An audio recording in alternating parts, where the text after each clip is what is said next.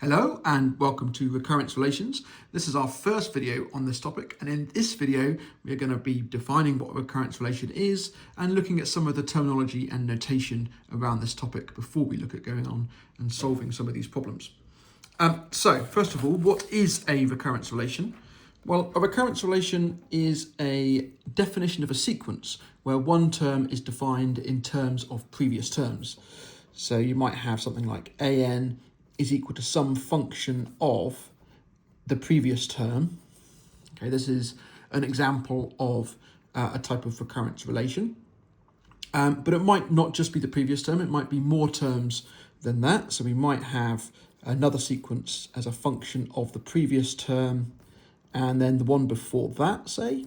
Okay, that's a valid definition of a recurrence relation. Or maybe we have a sequence where a term is defined in terms of its previous term and n, okay, which will change from term to term as well. So that's also cases that we are going to consider. And all of these are unsolved recurrence relations because they're not explicit in terms of n. The solution of a recurrence relation, if I take some of these, and I go to a solution, then what a solution looks like is an in terms of n only. So an would be some function of only n, or bn is some function of only n, and cn is some function of only n. And these are solutions to the recurrence relation because we don't need to calculate the previous n minus 1 terms to calculate the nth term. We can just jump straight in. So for example, if we had a term with a sequence with 100 terms in it, and we wanted the 100th term, then if we were in this definition, we would have to calculate the previous 99 terms. Whereas if we were in this definition, we could just plug in n is 100 and do it in one step. So this is the solution, and these are what they look like. Okay, so that's what recurrence relation is. It's a sequence definition where a term is defined in terms of previous terms. Okay. Some other terminology to go around this topic. We're going to be considering what it means for a recurrence relation to be linear. We're going to be considering what it means for the recurrence relation to have an order. We're going to be looking at recurrence relations that have constant coefficients. And we're going to be looking at the word homogeneous, okay, and what that means in terms of recurrence relations. These are very closely related to differential equations. So if you have already studied differential equations, then some of these terms will be familiar to you already. So first of all, what does it mean for a recurrence relation to be linear? Well, it means that the function on the right-hand side of the recurrence relation formula has nothing non-linear about it. For the a's. So we can see here we've got 2 times a previous term plus a previous term. That is very linear because it's just multiplying by a constant. So we can say that yes, this is a linear recurrence relation. This one, however, because you're taking a term and you're squaring it, and we know that the squaring function is non-linear, then this is a no. This is not a linear recurrence relation.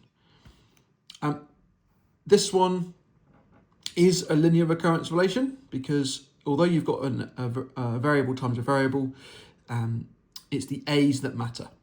Okay, so the a's that matter. We can ignore the n there.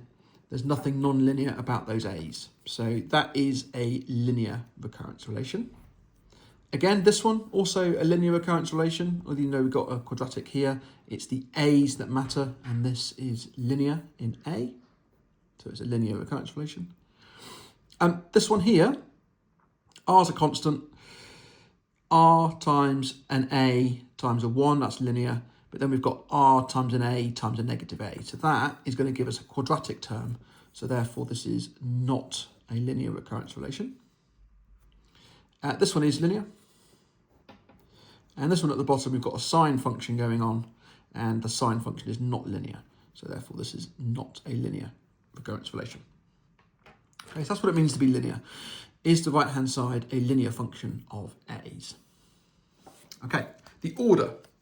Now, the order of a recurrence relation is defined as the furthest back the right-hand side is defined in terms of. So for example, this one here, it's defined 2 terms back. So this is the term we're looking for.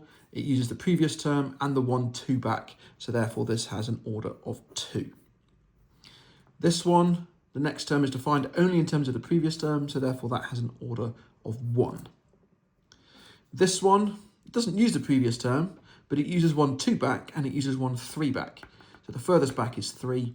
So therefore that has an order of 3. This one only goes 1 back, so it's 1. This one only goes 1 back, so it's 1. This one goes 2 back, so it's 2. And this one goes 1 back, so it's 1. Okay, so those are the orders of a recurrence relation. Okay, how far back does the sequence definition go? Okay, constant coefficients. This is where the coefficients of the A's are constant. So this one clearly, it's got a 2 and a 1, so therefore, yes, that is a constant. This one here, that's got a 1, so yeah, that's constant. This one here, that's got a 1, so that's constant, but this one doesn't. This one's going to vary from term to term. So this is not a constant coefficient, so this does not have constant coefficients. Same here, we've got a variable coefficient there because it's linear, and a variable coefficient there, which is quadratic. So nope. I said earlier, this one is constant because R is constant. So yes. This one's constant. And this one is not because you've got the n squared there. Okay. Excellent.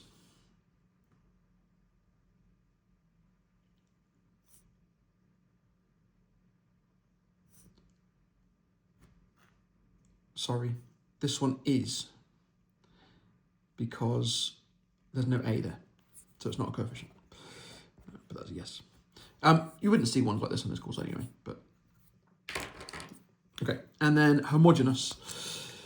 Homogeneous means that all of the terms on the right-hand side contain an A of some sort, at least for the definitions of this course. There's a technically more nuanced answer for what homogeneous means, but that's what we're going with for this course. So for example, this one here, the right-hand side, that term contains an A and that term contains an A, so therefore this is homogeneous. This one, that term contains an A, so yes, that's homogeneous, and so does that one. This one is not homogeneous because this term over here doesn't contain any A's, so therefore this is non-homogeneous. Both of those will contain A's, so yes. This one here, we've got a constant on the end, so there's no A's there in that term, so no, that is not homogeneous. And then this one down here, that is also not homogeneous because there's a term here. Okay. All right, so those are the definitions of these words, okay? We're going to need to use those throughout this course.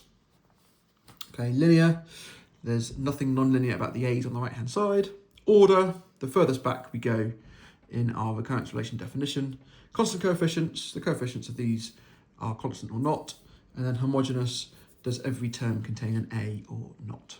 Okay, and that's it. That's it for this video. We're going to delve into some actual recurrence relations in the next video and how we look at going about solving those. Thanks so much for watching.